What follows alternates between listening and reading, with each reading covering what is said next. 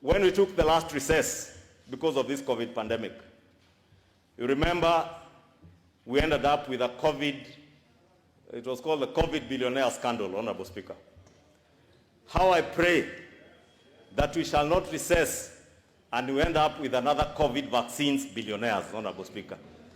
How I pray that those who enrich themselves, Honorable Speaker, out of this pandemic when other Kenyans were dying, that they shall never find peace, Honorable Speaker.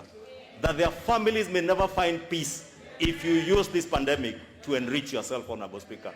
And I beg, Honorable Speaker, that those who are in the executive charged with the responsibility of ensuring that Kenyans are vaccinated, Honorable Speaker, they will be able to do this without fear, without favor, even as we close down counties, Honorable Speaker. Let us remember we have locked down 5 counties, among the most productive counties in this country, Honorable Speaker. Nairobi County, Kiambu County, Honorable Speaker, Kajiado, Machakos, Honorable Speaker.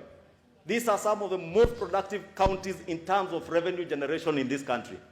We are talking about people's lives, Honorable Speaker. And I was just watching a clip here from elsewhere, Honorable Speaker. Someone saying that lockdowns are now a luxury of the rich. Because the rich, Honorable Speaker, can afford to stay home and still be able to afford a meal. There are Kenyans, Honorable Speaker, today who are not able to fend for their children because, Honorable Speaker, they depend on what they earn that day out of the food kiosk that someone runs. And maybe it is time we also ask, and that's why I support committees continuing to sit, that we continue to ask the executive to be considerate of millions of hustlers, millions of Kenyans, Honorable Speaker, who depend on what they eke out for a living every day. Last night, Honorable Speaker, I had occasion to support somebody, Honorable Speaker, who had no food for their children. And they told me the kiosk they ran from, they make a living out of, Honorable Speaker, has been closed. I had incidents, Honorable Speaker, someone who could not raise fare of 150 shillings to Zimmerman because fare had been hiked from 50 shillings to 150. And when people offered, including the Matatu crew, to help him to get home, he was asking, even if I go home, what shall my children feed on? People had to contribute in a Matatu to get that family to get a meal for last night. What of today and tomorrow? We must ensure that we remain sensitive. We must ensure that government provides for the people. Last time we provided funds in the budget, those funds eventually never reached the people, Honorable Speaker, especially on social support for the vulnerable in our slums and the very vulnerable in our society today. I rise to support that motion. Honorable Speaker, I support it for one very basic reason, Honorable Speaker, that this, for me, is a matter of life and death. It's not a question of whether I want to be here, whether I want to be here to represent the people, legislate on their behalf, or even oversight government, Honorable Speaker. Honorable Speaker, as the leader of majority has said, the leader of minority actually, there are a number of our colleagues, Honorable Speaker, without mentioning names, some who are dearly fighting for their lives in hospital, some not in a very good state, Honorable Speaker. We have lost members in this House, in this 12th Parliament, out of this disease, Mr. Speaker. Mr. Speaker, let me disclose, I also have relatives today. My own sister, Honorable Speaker, is battling COVID today in hospital. Honorable Speaker, I had opportunity when we had the last lockdown, and maybe for those who have never been to a COVID ward, you may not understand, Honorable Speaker. I walked into the Nairobi Hospital ICU to visit 2 friends who were battling with COVID then. And unfortunately, both lost their lives, Honorable Speaker.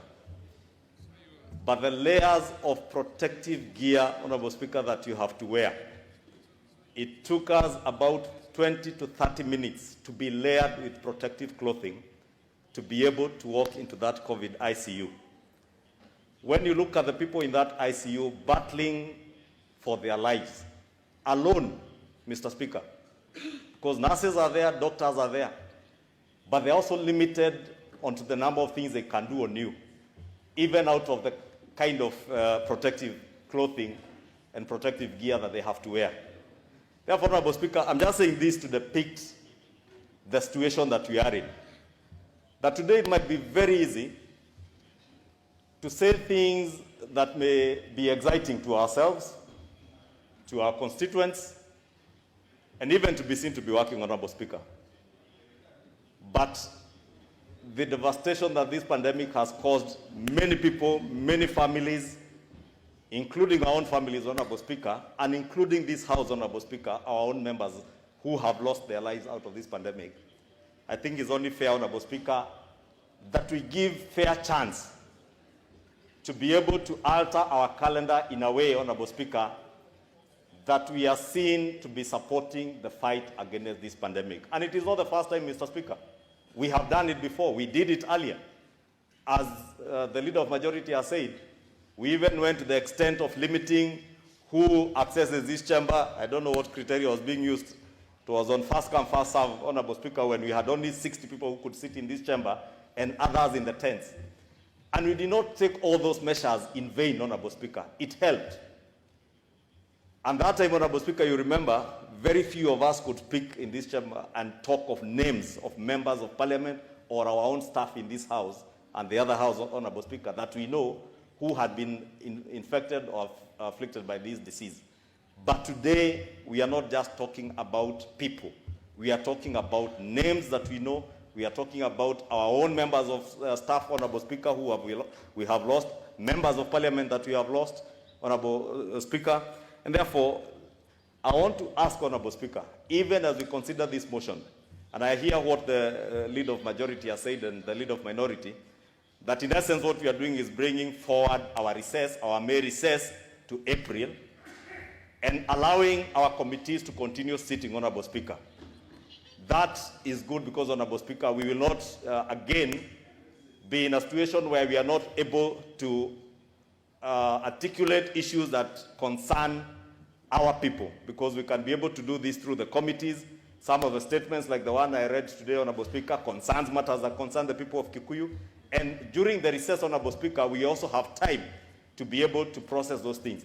And Honorable Speaker, I also appreciate that the fact that we are resuming on May 4th, as if we pass this motion, Honorable Speaker, I heard what the Leader of Majority said.